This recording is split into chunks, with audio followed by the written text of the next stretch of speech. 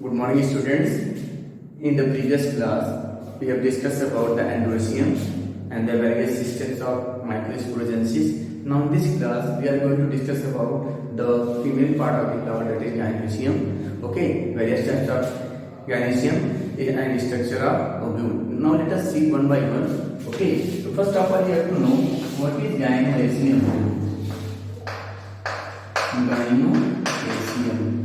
Okay. So gynecium represents the female reproductive part of the flower. Represents the female reproductive. Gynecium represents the female reproductive part of flower. Okay, and these gynecium consist of basic units known as carpella pistil. Okay, like our body made up of cells, so gynecium made up of the basic units known as carpella pistil. So let us see, each gynecium consists of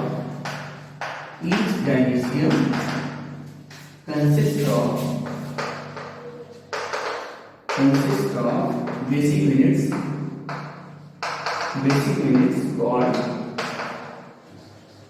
carpel or pistil. Okay, each carpel having three parts: stigma, style, and ovary. You know in class 10, stigma is the upper part of the carpel, style is the middle part, and ovary is the lowermost part of the carpel. Stigma provides land, the surface for the pollen grain. It provides the sticky surface to the pollen grain through which the pollen grain gets attached to the stigma. Style connects stigma to the ovary, and ovary change into fruit after fertilization. Okay. Now, on the list of number of carpels, gynecium classified into two types, that is monocarpellary gynecium and multicarpellary gynecium. So let us see the various types of gynecium, an example of each. Okay, how many carpels are pistil? How many parts of carpel are pistil? There are three parts: stigma, style, and ovary. Stigma is the uppermost part, style is the middle, ovary is the lowermost. Now let us see types of gynecium, an example of each. On the list of number of carpels, gynecium classified into two types. Gynecium classified into two types. The first type is called monocarpellary gynecium. Monocarpellary gynecium.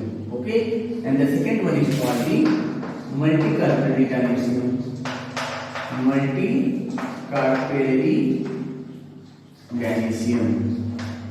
Now first of all, I will definition and then structure. What is monocarpellary? Mono means one. Carpellary means carpella pistil. So what is monocarpellary gynecium? The gynecium that consists of only single carpella pistil, known as monocarpellary gynecium. And what is multicarpellary gynecium? The gynecium, multi means many. Okay, more than one. So what is multicarpellary gynecium? The gynecium that consists of two or more carpels, known as multicarpellary gynecium. And when the number of carpels are two, it is called bicarpellary. When the number of carpels are three, it is called tricarpellary. When number of carpels are four, it is called tetracarpellary, and so on. So let us see. Multicarpellary gynecium further classified into two types on the basis of all the carpels are fused or free. Okay, so there are two types of gynecium. The first one is called the multicarpellary. The first one is called the apocarpus. Apocarpal gynecium, and second one is called the syncarpus. You can write like A and B. Second one is called the syncarpus gynecium. So what do you mean by apocarpal gynecium? Apo means always free in the biology, and syn means fused. Okay, the apocarpal, the gynecium that consists of two or more carpels, and all the carpels are free from each other, not fused. Such type of gynecium is called the apocarpus gynecium. Okay, here see the number of carpels are two, but both are free from each other, no one fused. And such type of gynecium is called apocarpal gynecium.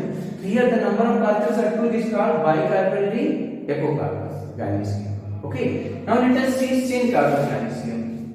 Syn means always fused. the carpel that the gynoecium that consists of two or more carpels, but all the carpels are fused like this. Okay, so when all the carpels are fused in the gynoecium, such type of gynoecium is called the syncarpous gynoecium. Here number of carpels are two, but both are fused from each other. So this is example of bicarpellary syncarpous. But in the first one, number of carpels are two, but both are free from each other. So the name is bicarpellary apocarpous gynoecium. So once again, what is gynoecium? Gynoecium represents the female reproductive part of the flower. The unit of gynoecium is called carpel or pistil. Each carpel consists of three parts that are represented by stigma, style and ovary. Stigma represents uppermost part of the carpel or pistil that is provide surface for the attachment of pollen grain during the process of fertilization. Style helps to connect stigma to the ovary and the ovary change into fruit after fertilization. Okay, so this is all about types of gynoecium. And inside the ovary, to see monocarpal structure. What is mono means one. It is a monocarpal gynoecium has single carpel. Single carpel present only. Examples of monocarpal gynoecium are mango, coconut. Examples of monocarpal gynoecium are mango, coconut and doricus.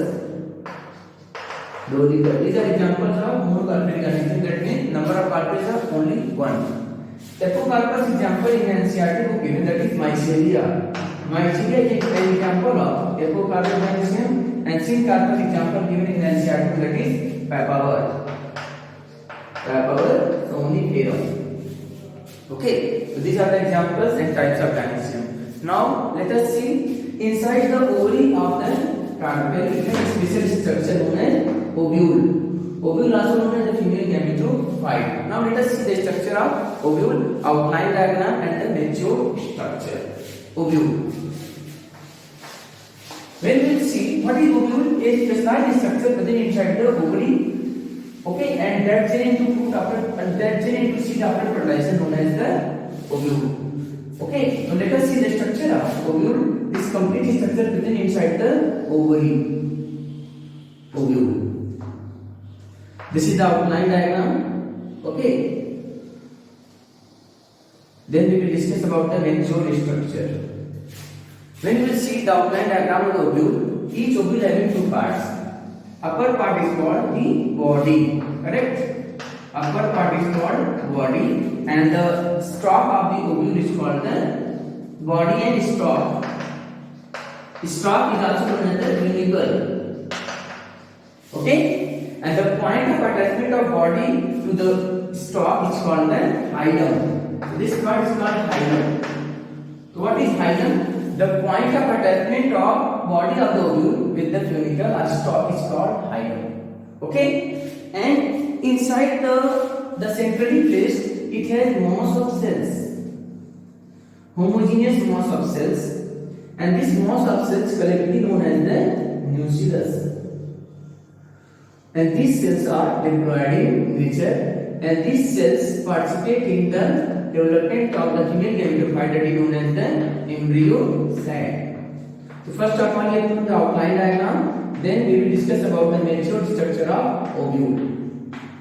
Homogeneous mass of cells, and these cells are known as the nucleus. Nucleus is the actual site of metasporogenesis in case of flowering plants. Like microsporogenesis, the site is what? Pollen sac. So these are the homogeneous mass of cells.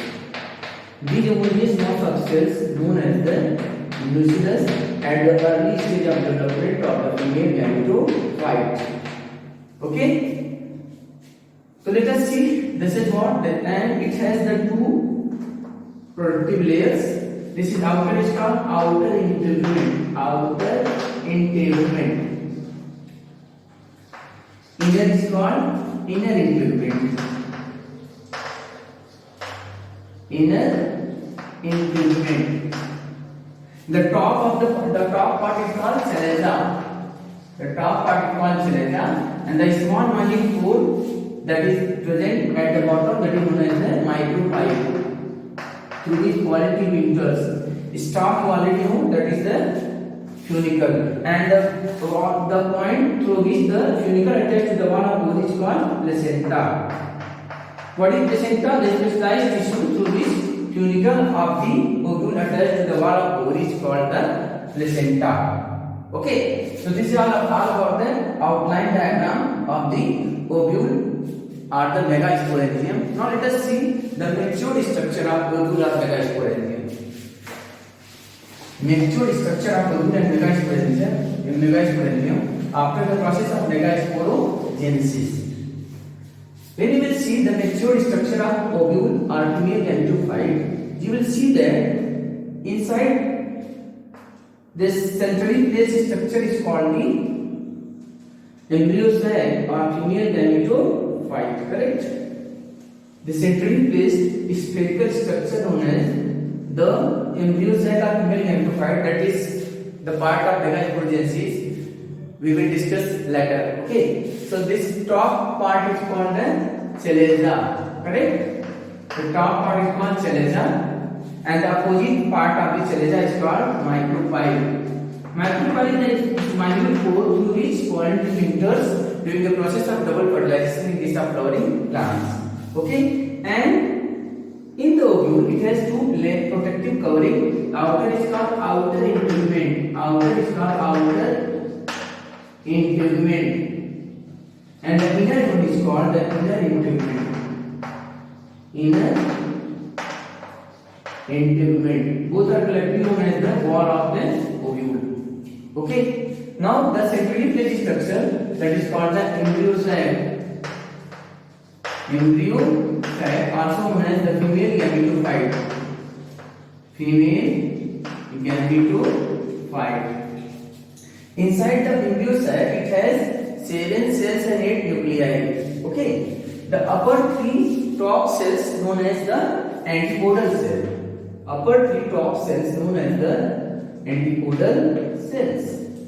These are diploid in nature. Antipodal cells.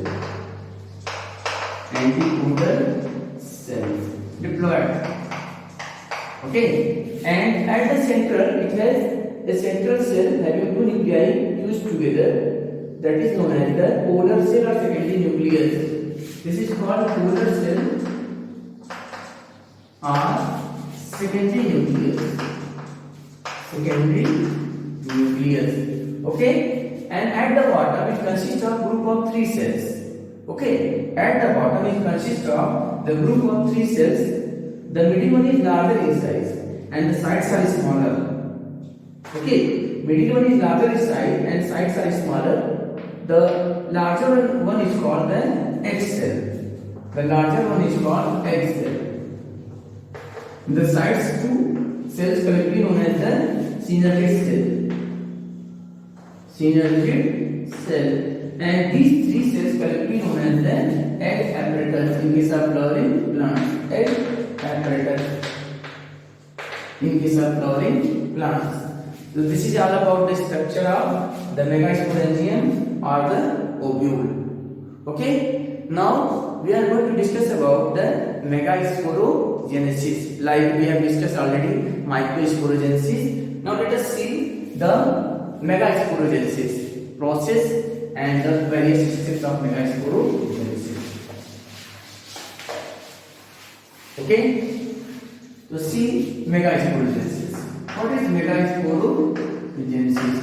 Just like you know, microsporogenesis, the process of development of microspores from megaspore mother cell after meiosis division is known as the microsporogenesis. The site is the pollen sac or microsporangium. Now, same here, what is megasporogenesis?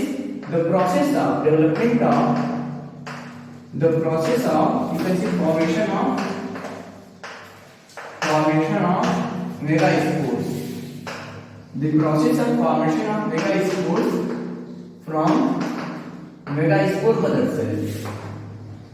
From megaspore mother cell after meiosis division. Mother cell after meiosis division is called megasporogenesis.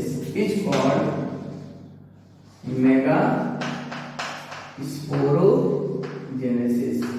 So once again, what is megasporogenesis? The process of formation of megaspores from megaspore mother cell after meiosis division is called megasporogenesis, and the actual site of megasporogenesis is the nucleus of the ovule, that is the homogeneous mass of cells present inside the ovule. Okay, now let us see the various steps of megasporogenesis.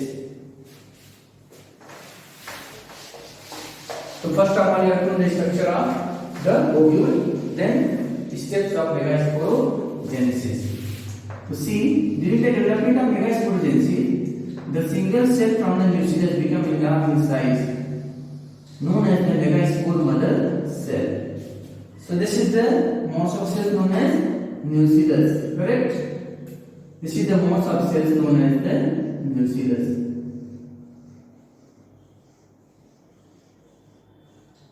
So during the process of megasporogenesis, first of all, a single cell from the nucleus become enlarged in size, and such cell is known as the megaspore mother cell. Suppose that this is the mass of cells, homogeneous mass of cells, that is already explained. This homogeneous mass of cells is known as the nucleus. So during the development of female gametophyte, first of all, a single cell will become enlarged in size, known as the megaspore mother cell. Suppose that this single cell become enlarged in size. This single cell is called megaspore mother cell, and remaining small like this. Single cell become enlarged in size, known as the megaspore mother cell. A single cell taking nourishment and become enlarged in size, known as the megaspore mother cell, that is diploid in nature, that is known as MMC. Okay, and in any structure it's like same like this. Okay, in the second step, the megaspore mother cell undergoes 3 mitosis division and gives rise the 8 nuclei. Megaspore mother cell undergoes meiosis division and produce 4 haploid megaspores. Suppose that meiosis division takes place, it produces 4 haploid megaspores. That is also known as the megaspore tetrads. Number of megaspores are 4. You know, when after meiosis division takes place, number of cells produced 4. Meiosis division occurs. This is the megaspore mother cell. The megaspore mother cell undergoes meiosis division and gives rise to 4 haploid megaspores, and that is also known as the megaspore tetrads. Megaspore tetrads. Out of these megaspore tetrads, okay, 3 become degenerate, only 1 become functional. That is the functional megaspore. Out of these, okay, only 1 remain active, and only 1 become functional, and remaining degenerates. And these 3 known as the degenerating megaspores. The upper 3 known as the degenerating megaspores, and 1 become functional, known as the functional megaspore. This is the functional megaspore. These are the degenerating megaspores. Degenerating megaspores. Degenerating megaspores. 3 degenerates, only 1 is functional, known as the functional megaspore. Functional megaspore. This functional megaspore undergoes 3 mitosis division and gives rise to 8 nuclei. Okay, this functional megaspore undergoes 3 mitosis division and gives rise to 8 nuclei. Okay, so let us see how many total number of nuclei produced. 8. After 3 mitosis division, okay, number of nuclei, see how many number of mitosis division occurs. 3. So suppose that mitosis first it produced 2 nuclei, correct? After mitosis second it produced 4 nuclei like this. Number of nuclei 4, and after mitosis third it produced 8 nuclei. After mitosis third it produced 8 nuclei like this. Out of 8, 3 arranged at the top will form a reticular cell, 2 arranged at the middle that is formed the polar cell or secondary nucleus, and the 3 at the bottom gives the egg apparatus. Okay, and finally gives the structure of the mature megasporangium or ovule. So once again, how we will explain the complete process of megasporogenesis. So during the development of during the development of the female gametophyte or embryo cell, first of all, the single cell from the nucleus become large in size. This cell is known as the megaspore mother cell. Each megaspore mother cell undergoes meiosis division and gives rise the 4 haploid megaspore, that is also known as the megaspore tetrads. Out of 4 megaspores, 3 megaspores degenerates, only one is functional, that is known as the functional megaspore. This functional megaspore undergoes 3 mitosis division. After mitosis first, it gives rise to nuclei. After mitosis second, it gives rise the 4 nuclei. And after mitosis third, it gives rise the 8 nuclei. Out of 8 nuclei, 3 will arrange at the top, will give rise the antipodal cell. 2 will arrange at the center, will call the polar cell or the secondary nucleus, and 3 at the bottom, that is the part of egg apparatus that consists of 1 egg cell and 2 synergid cell. So this is all about the megasporogenesis. So once again, beta, what is megasporogenesis?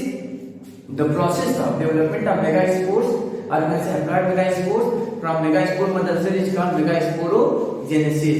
And where it occurs? It occurs inside the nucleus of the ovule. Nucleus of the ovule. Okay, and you know in the microsporogenesis all the microspores are functional, but here only one is functional and the 3 will degenerate. Okay, so once again, what is gynecium? From starting, what is gynecium? Gynecium represents the female reproductive part of the flower. Each gynecium consists of the basic unit known as carpel or pistil. Okay, and on the basis of number of carpels or pistil, the gynecium classified into 2 types: monocarpellary and multicarpellary. What is monocarpellary? When the gynecium consists of only single carpel or pistil, such type of gynecium is called monocarpellary gynecium. It is found in mango, coconut, dolichos and other plants. What is multicarpellary? The gynecium which consists of 2 or more carpels, known as multicarpellary gynecium. When the number of carpels are 2, it is called bicarpellary.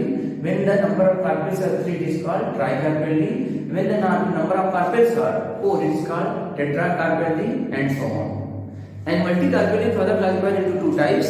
Okay, that is apocarpus and syncarpus. What is apocarpus? When the gynecium consists of 2 or more carpels and all the carpels are free from each other, that is known as the apocarpus gynecium. And what is syncarpus gynecium? When the gynecium consists of 2 or more carpels and all the carpels are fused from each other, and such type of gynecium is known as the syncarpus gynecium. Examples of apocarpus gynecium are onion, and you can say that is Michelia, that is given in NCERT book for this standard. Okay, and example of syncarpus gynecium you can say hibiscus, that is China rose, and the papaver somniferum, that is commonly known as the aphene plant. So this is all about the female reproductive part of the flower. In the next class we will discuss about the pollination and the various types of pollination. You know well, pollination, the process of transfer of pollen from the anther to the stigma of the flower is called pollination. There are 2 types of pollination, self and cross. In the next class we will discuss about the various types of pollination. Thank you.